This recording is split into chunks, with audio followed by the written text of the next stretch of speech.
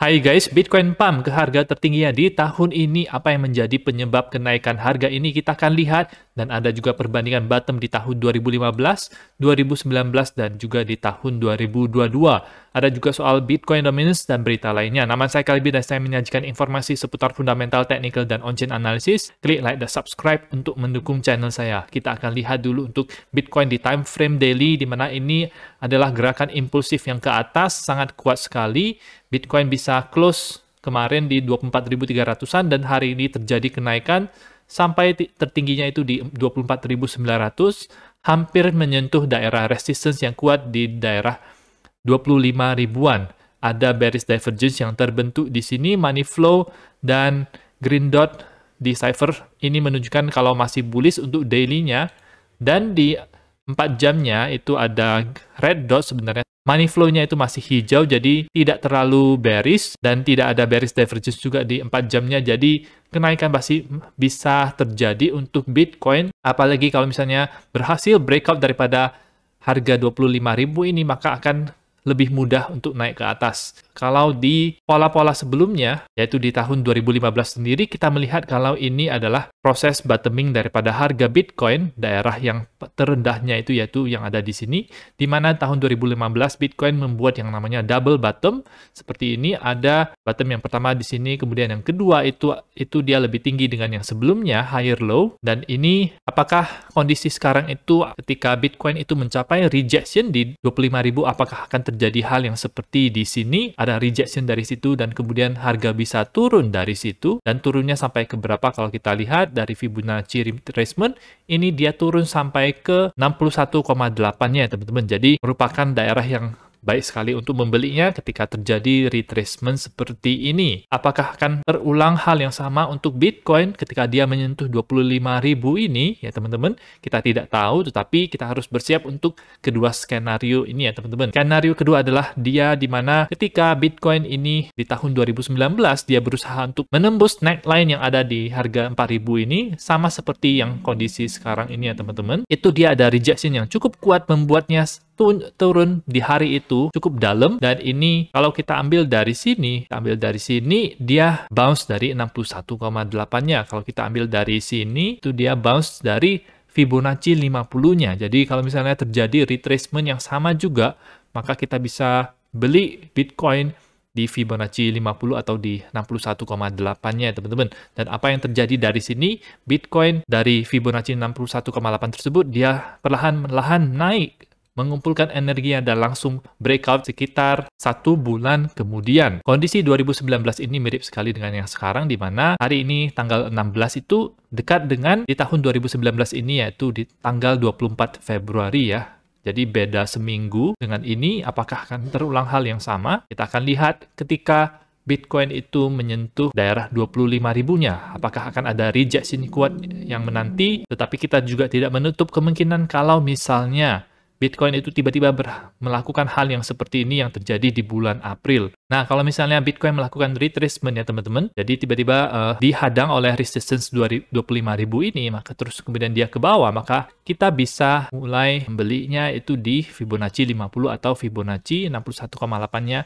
Itu ada di harga 19.200-an dan di harga 20.400-an. Jadi itu adalah dua harga daerah tersebut di mana kita bisa membelinya. Kemungkinan besar dari situ Bitcoin akan melakukan bounce ya teman-teman, dan ini akan membentuk yang namanya pola inverted head and shoulders seperti ini. Jadi polanya itu adalah inverted head and shoulders dengan shoulder kiri di sini, headnya itu di sini, dan shoulder kanan itu yang ada di sini. Jadi ini adalah salah satu skenario yang saya lihat juga kalau misalnya ada rejection yang kuat dari harga 25.000. Dan sekarang kita akan melihat untuk Coinmatic sendiri. Kemarin saya melakukan analisa di mana terjadi breakdown ke bawah, tapi rupanya market berbalik arah dan malah bergerak naik ke atas ya teman-teman. Jadi prediksi saya tidak tepat ya, jadi saya akui tersebut. Jadi tentu saja prediksi kita tidak bisa 100% benar ya, pasti kadang-kadang kita akan salah juga. Matic sekarang ini untuk di time frame daily-nya tersebut dia masih naik teman-teman, dan masih berada di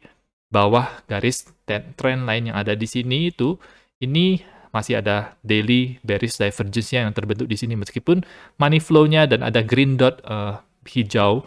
Jadi kalau misalnya bisa tembus daripada sini dan bikin support yang kuat, maka dia bisa naik ke atas dengan mudah. Kecuali ini masih bagian daripada penurunan ini, maka kemungkinan akan koreksi ya. GMX adalah koin yang melakukan all time high tersebut ya teman-teman, dan tampaknya sekarang lagi dalam posisi wave ketiga ya teman-teman. Kalau tidak ada hadangan berarti, kemungkinan bisa ke $100.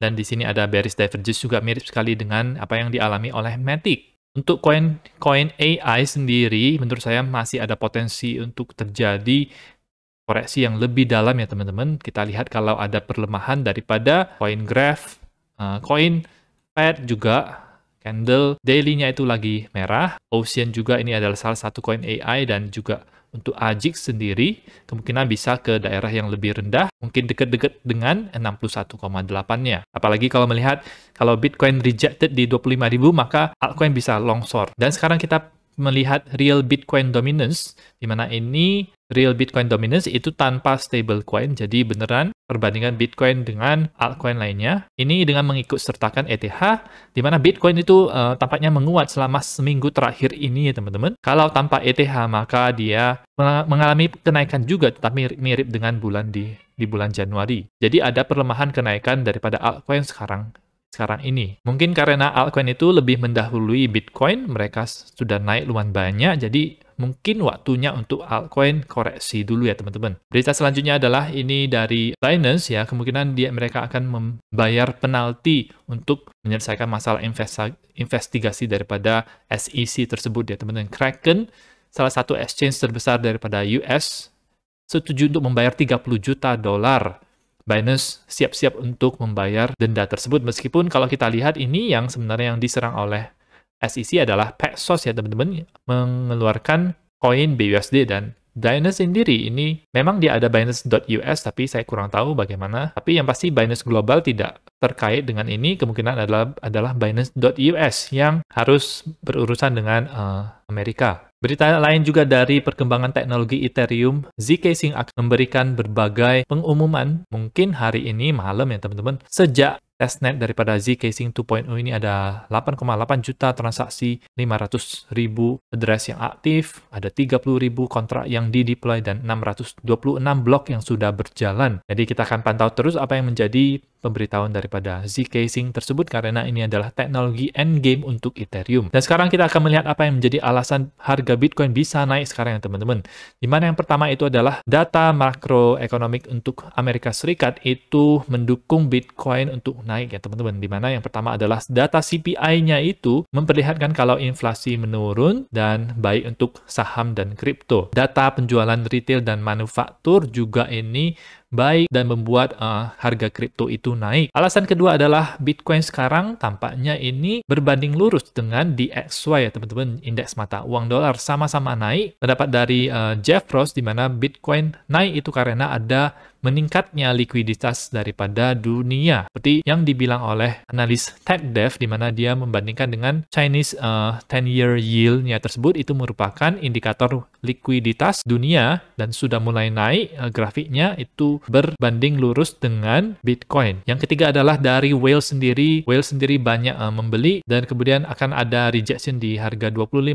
Kalau misalnya bisa lewat daripada 25.000 maka akan ke atas dengan cepat dan bisa meninggalkan daerah 20 ribuan ini dengan mudah ya teman-teman. Pergerakan kemarin yang sangat tinggi tersebut itu diindikasikan oleh masuknya USDC ke exchange. Jadi berdasarkan data dari Look On Chain, masuk 1,6 miliar itu ke exchange untuk membeli Bitcoin tersebut ya. Rata-rata pasti Bitcoin karena altcoin sedikit melemah terhadap Bitcoin. Ketika Bitcoin melakukan pump tersebut, kebanyakan daripada 1,6 miliar tersebut itu datang dari USDC. Kenaikan harga ini datang setelah terjadinya weekly dead cross yang pertama kali terjadi untuk Bitcoin. Meskipun pola tersebut itu dinilai bearish, tetapi dead cross telah menunjukkan kalau setelah terjadi itu ada return yang positif di beberapa kali dead cross yang pernah terjadi sebelumnya teman-teman. Jadi dead cross sendiri itu adalah lagging indicator, jadi dia datangnya itu telat dan kadang-kadang bersamaan dengan pas Bitcoin-nya terjadi bottom, jadi itu malah merupakan tanda bahwa